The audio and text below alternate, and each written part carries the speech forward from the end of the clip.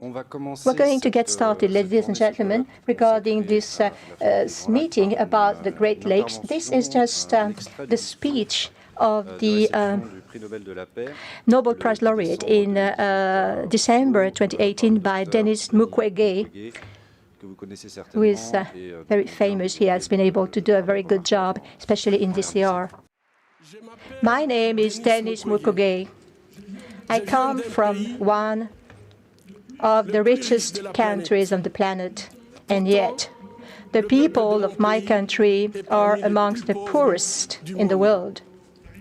The troubling reality is that the abundance of our natural resources, gold, coltan, cobalt, and other strategic minerals, feeds war, which is the source of extreme violence and abject poverty in DCR.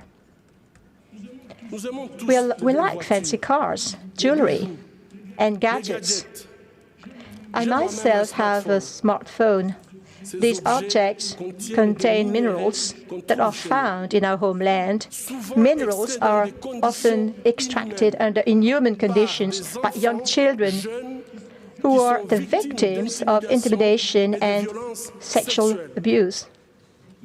When you drive your electric car, when you use your smartphone, when you admire your jewelry, think for a moment about the human cost of making those objects. As consumers, the least we can do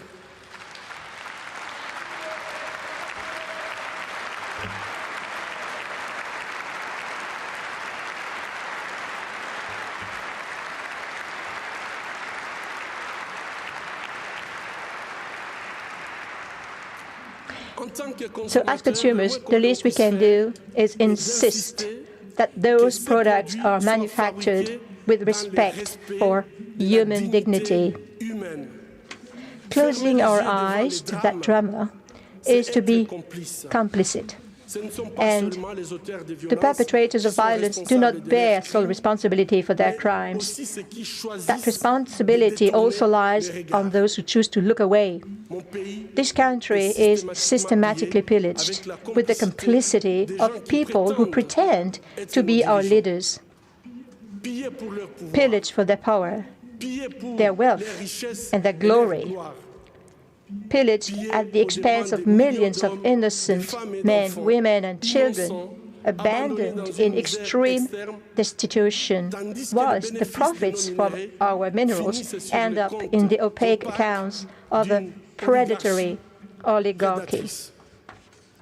For the last 20 years, day after day, in Panzi Hospital, I've seen the harrowing consequences of the bad governance of the country. Babies, girls, young women, mothers, grandmothers, as well as men and boys cruelly raped, often in public and in groups, by the insertion of burning plastic or blunt objects into their genital parts. I shall spare you the details. For over 2 decades, the Congolese people have been humiliated, mistreated, massacred, with the full knowledge of the international community for more than 20 years. Today, thanks to new information and communication technologies, no one can ever say, "I did not know." With this Nobel Peace Prize, I call upon the world to be a witness, and I urge you to join us to put an end to that suffering which shames our common humanity. The inhabitants of my country desperately need peace. Nevertheless, how can peace be built on mass graves? How can peace be built without truth or reconciliation? How can peace be built without justice or reparation? As I speak to you, ladies and gentlemen, a report is moldering in a desk drawer in New York. It was drafted at the end of a professional and rigorous investigation into war crimes and human rights violations perpetrated in the Congo. That investigation explicitly names victims, dates, places, but it sidesteps perpetrators. The mapping project report drawn up by the United Nations High Commission for Human Rights describes no fewer than 617 war crimes and crimes against humanity, and perhaps even crimes of genocide. What is the world waiting for the report to be taken into account? There is no lasting peace without justice. And justice is not open to negotiation. Let us have the courage to cast a critical and impartial gaze upon events that have lasted for too long in the Great Lakes region. Let us have the courage to reveal the names of the perpetrators of crimes against humanity, so that they are no longer able to throw that region into mourning. Let us have the courage to acknowledge our past mistakes. Let us have the courage to tell the truth and to carry out work on remembrance.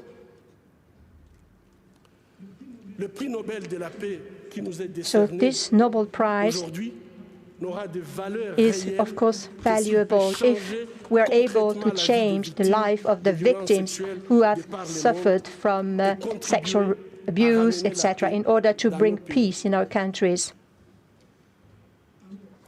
In this respect, what can we do? What can we do? First, what can you do? First, this is the responsibility of all of us to act in that regard. To act is a choice. It's a choice, whether or not to stop violence aimed at women, whether or not to bring about positive masculinity that promotes gender equality in time of peace and in time of war.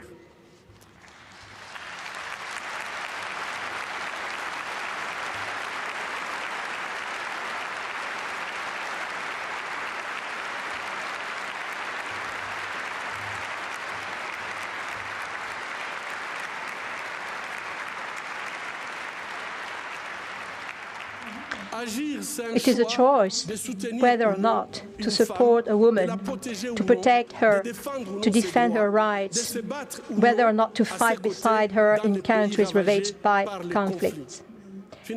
It is a choice whether or not to build peace in countries that are in conflict. To act is to reject indifference. If we must wage war, we must do so against the indifference that corrodes our societies.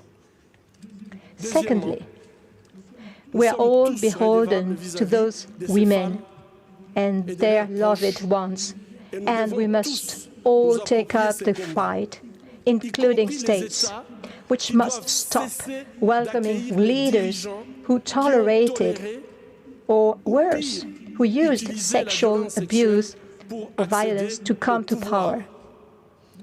States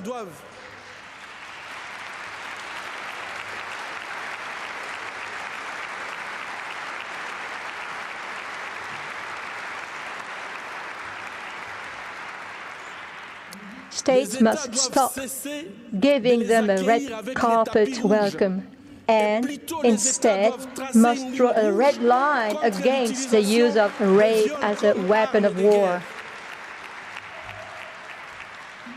A red line that would be synonymous with economic and political sanctions, as well as legal proceedings. Taking action that is fair is not difficult. It is not difficult. It is a question of political will. Thirdly, We must acknowledge the suffering of female survivors of all violence committed against women in armed conflicts and support them holistically in their healing process. I emphasize reparations, those measures that give them compensation and satisfaction and that enable them to start a new life. It is a human right. I call upon states to support the initiative to set up a global reparation fund for the victims of sexual violence in armed conflicts.